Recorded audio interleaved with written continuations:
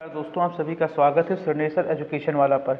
उत्तर प्रदेश लोक सेवा आयोग द्वारा समीक्षा अधिकारी और सहायक समीक्षा अधिकारी का जो ऑफिशियल नोटिफिकेशन जारी किया गया है, इन विभिन्न पदों के लिए 441 पदों पर भर्तियों का आवेदन जारी किया गया है।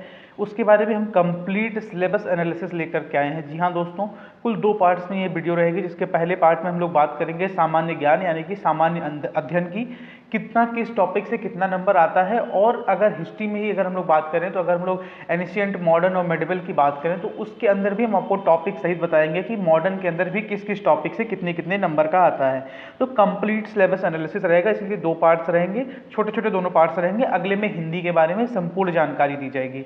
तो मित्रों, जैसा कि आपको पता है कि यह टोटल 140 नंबर सामान्य ज्ञान से आता है और 60 नंबर हिंदी से आता है, यानी कि 140 नंबर आपका सामान्य ज्ञान और प्लस 60 नंबर आपका हिंदी।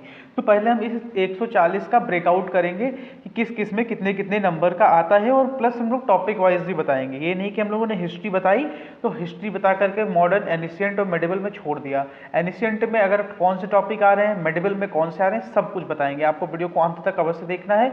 और पार्ट 2 के लिए अगर आपने बेल आइकन को प्रेस नहीं किया है तो बेल आइकन को प्रेस कर लीजिएगा, तभी नोटिफिकेशन आएगी सब्सक्राइब करने के बाद। चलिए शुरू करते हैं। पहला टॉपिक तो जो है ये हिस्ट्री। हिस्ट्री तो कंपलसरी इन सारी चीज़ों में रहती ही रहती है सामान्य ज्ञान में। तो टोटल हम बता रहे हैं आपको हिस्ट्री में जो अभी 2 पिछली बार का जो एनालिसिस है उसके हिसाब से मिनिमम 18 क्वेश्चन रहेंगे और मैक्सिमम आपके 20 से 21 क्वेश्चन रहेंगे, यानी कि 18 से 21 क्वेश्चन के अराउंड हिस्ट्री से रहेंगे।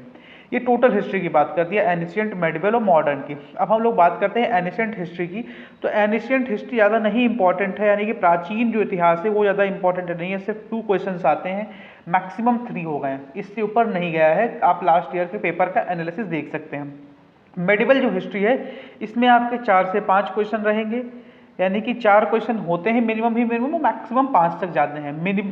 मेडिवल हिस्ट्री जो है इसमें आप लोग जान जाइए, दिल्ली सल्तनत जो है, दिल्ली सल्तनत, इसके आधार पर आपके सवाल आएंगे, और मुगल एम्पायर, यानी कि इसमें आपको दो टॉपिक हो सकते हैं, 2 सब टॉपिक, दिल्ली और मुगल एम्पायर।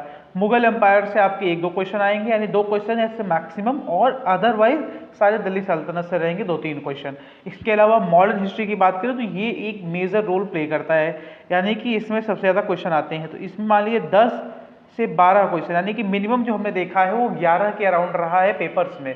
तो एक ऑन एन एवरेज एक रेंज सेट की है 10 से 12। ऐसा नहीं है, मॉडर्न हिस्ट्री में टोटल हमने आपको बता दिया। अब इसके हम पार्ट्स बताएंगे। भैया इसके हमने 3 पार्ट्स किए हैं।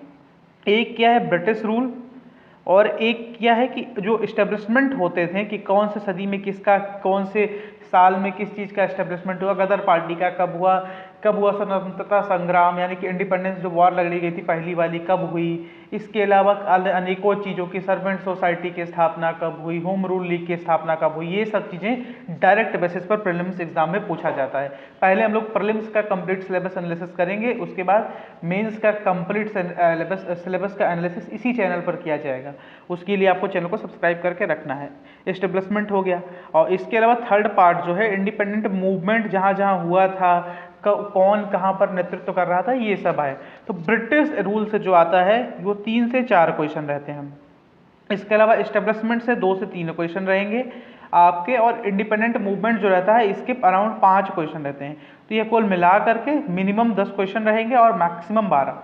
तो टोटल ये रहा हिस्ट्री का ब्रेकआउट, एनिशिएंट, मेडिवल और मॉडर्न। जिसको भी अगर स्क्रीनशॉट लेना है तो स्क्रीनशॉट ले सकता है, अदरवाइज पीडीएफ हमारे ऑफिशियल चैनल सिग्नेचर एजुकेशन वाला पर आपको मिल जाएगी। चलिए आगे बढ़ते हैं। नेक्स्ट टॉपिक जो है वो जियोग्राफी। ये जो है ना हिस्ट्री से कहीं ना कहीं थोड़ा सा मेजर रोल प्ले करता है, क्योंकि इसमें बेसिकली 2 टॉपिक्स को इंक्लूड किया जाता है, इंडियन जियोग्राफी और वर्ल्ड जियोग्राफी। पर मैं इसमें एक अदर टॉपिक को भी इंट्रोड्यूस करना चाहता हूँ। ये जो पॉपुलेशन रिलेटेड चीज़ें हैं ये सब इसमें आती हैं, इसमें सवाल पूछे जाते हैं पॉपुलेशन वाले भी। तो अब अगर इंडियन टोटल जियोग्राफी की अगर बात करें तब ये मिनिमम 20 क्वेश्चन रहेंगे, जिसमें हमने पॉपुलेशन को भी इंक्लूड किया है। 20 रहेंगे, और मैक्सिमम जो होता है ना ये 23 तक चला जाता है, 23 से ऊपर नहीं जाएगा, 23 की वेटेज बहुत ज़्यादा हो जाती है। तो 20 मिनिमम, मैक्सिमम 23। अब इसमें अगर हम लोग ब्रेकआउट करें तो इंडियन जियोग्राफी ज़्यादा ही रहेगा, वो 10 से 12 नंबर आपका इंडियन जियोग्राफी। जो एक एवरेज देखा गया था वो 11 का देखा गया था, रेंज हमने 10 से 12 सेट की है। इसके अलावा वर्ल्ड की बात करें तो ये 7-8 नंबर का आता है, यानी कि एक बार मिनिमम देखा गया था 7 में और मैक्सिमम इसने टच किया था 8, तो 7 और 8 की रेंज हमने डिसाइड कर दी। इसी के आधार पर आप डिसाइड करिएगा कि आपको कौन से सब्जेक्ट्स को पहले पढ़ना है, कौन से टॉपिक्स को पहले पढ़ना है। इसका मैंने एक चार्ट बनाया है, अगर वो चाहेंगे आप लोग तो उसका भी एक वीडियो बना दूंगा। उसके लिए आपको कमेंट करना है कि हाँ बता दीजिए कि किस किस टॉपिक से हम लोग पढ़े हैं, तो 140 में 100 नंबर तक कवर हो जाए हमारा, 100, 110, 120 तक कवर हो जाए, इतना कवर हो जाएगा। अगर मान लीजिए 140 में से आपके 100 आ जाते हैं और हिंदी में 60 में से अगर आपने 50 निकाल लिया, जनरल कैटेगरी के भी हैं, तभी भी आपका कट ऑफ आराम से क्लियर हो जाएगा। इसके अलावा जो पॉपुलेशन लिखा है ना, इसका एक मेजर रोल होता है, लेकिन बहुत लोग इसको भूल जाते हैं। 4 से 5 क्वेश्चन ये कवर करना ही है इसका, 4 से 5 क्वेश्चन आते हैं वो बिल्कुल ईजी रहते हैं, यानी कि कभी और हाँ अभी कोई लेटेस्ट सेंसस नहीं हुआ है, 2011 वाली जो जनगणना थी उसी के आधार पर क्वेश्चंस बहुत ज़्यादा आपको देखने को मिलेंगे। 2011 की जनगणना के हिसाब से लिंगानुपात कितना है किस प्रदेश की आबादी के हिसाब से रैंकिंग, और इसके अलावा क्षेत्रफल के हिसाब से रैंकिंग, साक्षरता, ये सब 2011 की जनगणना के अनुसार ही पूछा जाता है ज़्यादातर। ये हो गया टोटल जियोग्राफी का ब्रेकआउट, स्क्रीनशॉट लेना है ले लीजिए। इसके अलावा भैया कॉन्स्टिट्यूशन जो है ना, ये भी इसमें एक अच्छा रोल प्ले करता है, क्योंकि कॉन्स्टिट्यूशन से अगर आपने एक बार अच्छे से पढ़ लिया है तो इसमें कॉन्स्टिट्यूशन के क्वेश्चंस में भी आपके गलत ना हो, और अगर गलत होंगे भी तो इतने ज़्यादा नहीं गलत होंगे, क्योंकि इसमें आपको आर्टिकल रिलेटेड ज़्यादा क्वेश्चन नहीं पूछेगा कि कौन सा आर्टिकल क्या है, एकदम डिटेल आर्टिकल में नहीं घुस जाएगा। आप लोग समझ सकते हैं डिटेल आर्टिकल में नहीं जाएगा तो थोड़ा सा इजी पड़ेगा, लेकिन इससे क्वेश्चन का जो वेटेज रहता है ये 6 से 7 क्वेश्चन रहता है, अराउंड 6 क्वेश्चन रहता है, और 7वां थोड़ा एक विविध जो आता है उसमें एक 7वां क्वेश्चन इसी से रिलेटेड कुछ डाल दिया जाता है। तो ये 6 से 7 क्वेश्चन रहता है कॉन्स्टिट्यूशन का, जिसमें आप अगर अच्छे तरीके से पढ़ते हैं तो आराम से 4-5 क्वेश्चन आराम से आप निकाल ले जाएंगे, कॉन्स्टिट्यूशन सही से पढ़ा है तो। इसके अलावा भैया कंप्यूटर, कुछ लोग डर गए होंगे कि लो कंप्यूटर भी आएगा, कंप्यूटर आएगा लेकिन इतना इजी रहेगा कि अगर आप किसी एक अच्छे तरीके से बस इतना पढ़ लीजिए कि कंप्यूटर्स के क्लासिफिकेशंस क्या क्या हैं, और ये जो MB GB ये सब का आपस में रिलेशन जो है, TB इन सब का आपस में रिलेशन जो है, इन सबको आप अगर पढ़ लिए तो आपका हो गया। जैसे कि एक क्वेश्चन पूछा था कि 1 बिट इज इक्वल टू कितने बाइट, 1 MB बराबर कितने GB, सॉरी 1 GB बराबर कितने MB, ये सब चीज़ें पूछा था। वॉइस ऑफ वर्सा भी पूछ सकता है 1 MB बराबर कितने GB, तो ये सब जो रिलेशंस है ये सब आपको पूछा जाता है। ऐसा कोई नहीं रहता है कि 10-15 नंबर का आता है, ये 2 नंबर का क्वेश्चन पूछा जाता है। अब अगर आपकी किस्मत अच्छी रही तो हो सकता है 1-1 का पूछा जाए, लेकिन 1 का नहीं पूछा जाता, मिनिमम 2 का पूछा जाता है, और मैक्सिमम 3 इसने टच किया है, इसके अलावा नहीं टच किया है। अगर कंप्यूटर के 2-3 नंबर का आपको चाहिए कि आपको कोई 10 मिनट में 15 मिनट में बता दे तो बता दीजिएगा, ये 2-3 नंबर आपको 10-15 मिनट पक्के करवा देंगे।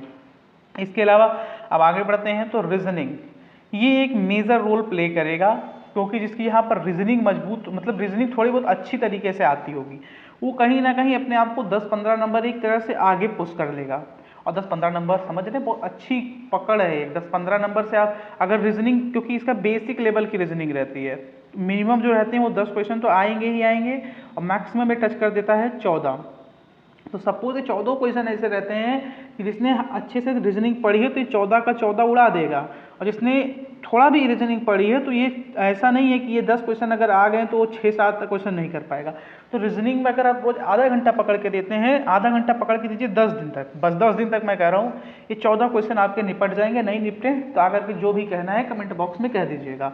यानी कि रीजनिंग आसान रहने वाली है, रीजनिंग और की तुलना में काफ़ी आसान रहने वाली है, लेकिन अब ऐसा भी नहीं रहने वाला कि आपको 14 नंबर परोस के दे दिया जाएगा, थोड़ा सा दिमाग लगाना पड़ेगा। वर्ड अरेंजमेंट से लेकर के सारे सवालों पर थोड़ा थोड़ा ध्यान लगाना पड़ेगा। मिरर इमेजेस इसमें SSC लेवल के नहीं आते हैं। जनरली एक क्वेश्चन पूछा गया था कि A से Z तक में कितने ऐसे शब्द हैं, कितने ऐसे अक्षर हैं जिनका मिरर इमेज लेने पर वो सेम तरीके से दिखे, तो ऐसे एक क्वेश्चन पूछा गया था जो मुझे याद आ रहा है। तो ये ऐसे क्वेश्चन आते हैं, तो इसमें आपको थोड़ा सा प्रैक्टिस करने की ज़रूरत है। इसके अलावा जो बहुत लोग भूल जाते हैं कि इसमें एक इन्वायरमेंट का भी एक सेक्शन रहता है, जैसे हम लोगों ने कॉन्स्टिट्यूशन का बताया 6-7 नंबर का, वैसे इन्वायरमेंट का भी सेक्शन रहेगा। तो ये भी एक 6-7 नंबर का ही ये भी सेक्शन रहता है, 6 नंबर से 7 नंबर तक, इससे ज़्यादा नहीं आएगा। अब इसमें कुछ लोग पूछेंगे यार इन्वायरमेंट में क्या पूछेगा, तो भैया इसमें एक बात इंपॉर्टेंट रखिए, पॉल्यूशन कैसे होता है वाटर में और एयर में, यानी जो प्रदूषण होता है जल में और वायु, जल प्रदूषण और वायु प्रदूषण, कारण जरूर पढ़ के जाइएगा। 1 से 2 क्वेश्चन आपके यहाँ फंस जाएंगे। कि वाटर पोल्यूशन क्या है, वाटर पोल्यूशन क्या है इन द सेंस कि कैसे होता है, क्या क्या अपव्यय होते हैं, क्या क्या कारण होते हैं, और और एयर पोल्यूशन। ये 2 पोल्यूशन अगर आप पढ़ के गए तो 6 में से आपके 2 नंबर पक्के हो जाएंगे। अब किस्मत अच्छी रही तो 3 भी पक्के हो जाएंगे। इसके अलावा नेशनल पार्क को एक बार आप लोग पढ़ लीजिए कि जो नेशनल पार्क हैं कहाँ कहाँ पर है, बस इतना पढ़ लीजिएगा कौन से लोकेशन पर कहाँ कहाँ है। बस जो टॉप के 10 है ना बस वो पढ़िएगा, बाकी सब मत पढ़िएगा। इसके अलावा फॉरेस्ट रिपोर्ट 2019, फॉरेस्ट रिपोर्ट 2019 के आधार पर पिछली परीक्षा में क्वेश्चन पूछे गए थे, तो इसको आप लोग अवश्य पढ़ लीजिएगा। लेटेस्ट फॉरेस्ट रिपोर्ट भी अगर आपको चाहिए तो बता दीजिएगा, हम लोग दे देंगे आपको, इसी चैनल पर प्रोवाइड करा दिया जाएगा। एनवायरनमेंट का रिलेटेड स्क्रीनशॉट है, खींचना चाहें तो खींच लीजिएगा। अब मेजर जो फैक्टर रहेगा ना, रीजनिंग सबसे भयंकर है 14 नंबर की। इसके अलावा जो स्टेट आपका कवर करेगा, स्टेट यानी कि यहाँ पर और किसी स्टेट की बात नहीं कर रहे हैं, हमारे प्यारे उत्तर प्रदेश की बात कर रहे हैं। उत्तर प्रदेश से आपके मिनिमम 12 से लेकर के मैक्सिमम 14, इससे ऊपर नहीं जाएगा, क्योंकि हमने अभी 2-3 बार का पेपर का एनालिसिस किया है, मैक्सिमम 13 टच किया था हमने, एक आपको सेफ रखने के लिए 14 लिख दिया है। अब इसमें ऐसा नहीं है कि स्टेट में हमने आपको बता दिया छोड़ दिया, इसका भी हम लोग ब्रेकआउट करेंगे। स्टेट में जो आपकी यूपी की रैंकिंग है वो भी बेसिकली जिसमें यूपी फर्स्ट है उसको आप लोग पढ़ लीजिएगा, किस किस उत्पादन में यूपी फर्स्ट है और क्या कौन से एयरपोर्ट्स बन रहे हैं, एक किस किस चीज़ों में यूपी फर्स्ट है।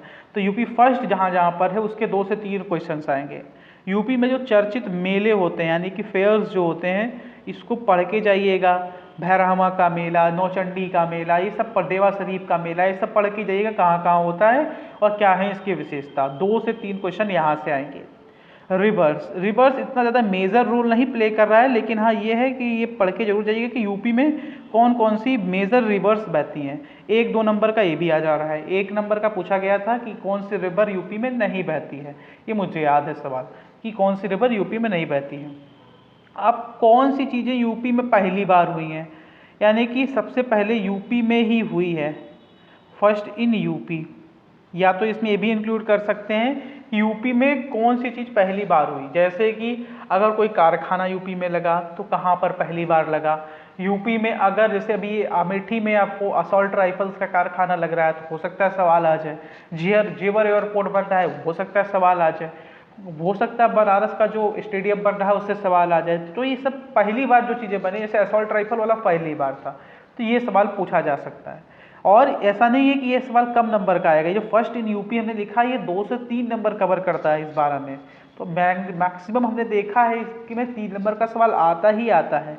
इसके बाद आपको यूपी की थोड़ी सी हिस्ट्री पढ़नी है, थोड़ी सी इन द सेंस कि अभी एकदम डिटेल नहीं चले जाना है, प्रीवियस ईयर उठाना है और उसमें से जितनी भी आपको मिले यूपी की हिस्ट्री वो पढ़ डालिए। अब हिस्ट्री ऑफ यूपी में क्यों कह रहा हूँ पढ़ने से, क्योंकि ये जो 12 का लगभग 40% इसी से आता है, 5-6 नंबर लगभग इसी से आता है, हो सकता है 50% भी टच कर दे। तो हिस्ट्री ऑफ यूपी आपको पढ़ना ही पढ़ना है चाहे जैसे। इसके अलावा ये देख रहे हैं ना, इसमें कई सारे डिस्ट्रिक्ट्स के नाम लिखे हुए हैं, तो डिस्ट्रिक्ट रिलेटेड भी सवाल आता है। एक सवाल जो हम बताएं बहुत बार बार लगभग पूछा जाता है कि जो महाजनपद थे 16 उसमें से कौन कौन यूपी में पड़ते हैं, ये जरूर पढ़ के जाइएगा और उनकी राजधानी क्या। 1-2 सवाल आपके फंस जाएंगे, देख लीजिएगा। डिस्ट्रिक्ट में आपके 4 से 5 क्वेश्चन पूछता है। इसके अलावा पॉपुलेशन यूपी की क्या है, अदर सिंचाई व्यवस्था क्या, ये सब चीज़ें जो है ये सब 1-2 नंबर में पूछेगा। यानी कि इसमें अगर ब्रेकआउट करें तो यूपी रैंकिंग में से 2 नंबर का सवाल आता है, फेयर्स में से 2 नंबर का आता है, रिवर्स में 1 या 2 का आता है। यूपी किन किन चीज़ों में इसमें पहली बार यूपी में हुई वो 2 से 3 नंबर में आएगा। हिस्ट्री ऑफ यूपी 5-6 नंबर में आएगा, डिस्ट्रिक्ट 4 से 5 नंबर में, और अदर जो भी क्वेश्चन रहेंगे वो 1 या 2 नंबर में रहेगा। वो इतना ज़्यादा बड़ा फैक्टर नहीं रहेगा, लेकिन बाकी सारे बड़े फैक्टर हैं। रैंकिंग और स्कीम्स, अब रैंकिंग और स्कीम्स जो है ये आपकी दोनों जगह की है, उत्तर प्रदेश सरकार की भी पूछ सकता है और आपका सेंट्रल गवर्नमेंट यानी गवर्नमेंट ऑफ इंडिया का भी पूछ सकता है, गवर्नमेंट ऑफ इंडिया का भी पूछ सकता है, जैसे कि नलकूप योजना पूछ सकता है, ऐसे ऐसी चीज़ें पूछता है। तो ये सब चीज़ें आपको पढ़ के जानी है। अब कुछ लोगों के मन में आ रहा होगा हमें नहीं पढ़ना है, तो भाई अगर ये नहीं पढ़ते हैं ना तो आपके कहीं ना कहीं 8 से 10 नंबर जो है ये इसी से आते हैं, रैंकिंग और स्कीम से 8 से 10 नंबर आते हैं। थोड़ा सा भी पढ़ लीजिए तो 4-5 नंबर तो आराम से निकाल सकते हैं। कोई बहुत ऐसा डिटेल स्कीम नहीं पूछता है, बहुत रेयर स्कीम नहीं पूछता है। जो हाईलाइटेड स्कीम जो हवा में चलती रहती है ना वैसी स्कीम से पूछता है, मतलब हवा इन द सेंस की जो इस समय ट्रेंडिंग स्कीम्स हैं वही पूछता है। अगर इसका आपको इंग्लिश वीडियो चाहिए प्रॉपर सिलेबस एनालिसिस का, तो बताइएगा, हम इसका इंग्लिश वीडियो आपके लिए प्रोवाइड कर देंगे इसी चैनल पर। ये हो गया स्कीम्स और रैंकिंग से 8 से 10 नंबर का। तो इसमें समझ लीजिए कैंपेन्स जो जो चलते हैं उनका सवाल रहेगा, स्कीम से रहेगा, इंडिया कहाँ कहाँ पर फर्स्ट है या फर्स्ट आया है वहाँ पर सवाल रहेगा, एशियन गेम्स, हॉट टॉपिक सवाल पकड़ के रहेंगे, इंडिया के रिलेटेड जितने भी इंडियन से सवाल आएंगे पकड़ के रहेंगे सवाल, इंडिया की स्टेट की रैंकिंग क्या क्या है ये सब पूछेगा। इसके अलावा जो एक मेजर पार्ट है साइंस से पूछता है, लेकिन नाम सुन के घबराने की ज़रूरत नहीं है, ये आपके 11 से 13 नंबर का रहेगा। और इसमें फिजिक्स का जो रोल रहेगा वो 3 से 4 नंबर का रहेगा।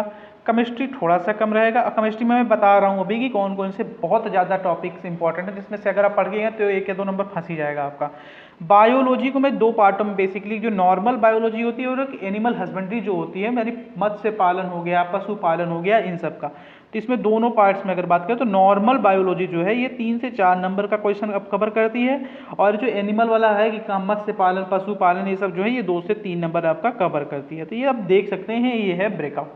केमिस्ट्री में आपको जो अम्ल होते हैं, क्षार होते हैं, मिले रहते हैं, फॉर्मूले सोडियम क्लोराइड हो गया, अमोनिया क्लोराइड हो गया, अमोनिया हो गया, इन सबके फॉर्मूले याद करके जाइएगा, इनके कंपोनेंट्स याद करके जाइएगा, किस किस से मिलकर के बन जाते, काम हो जाएगा आपका।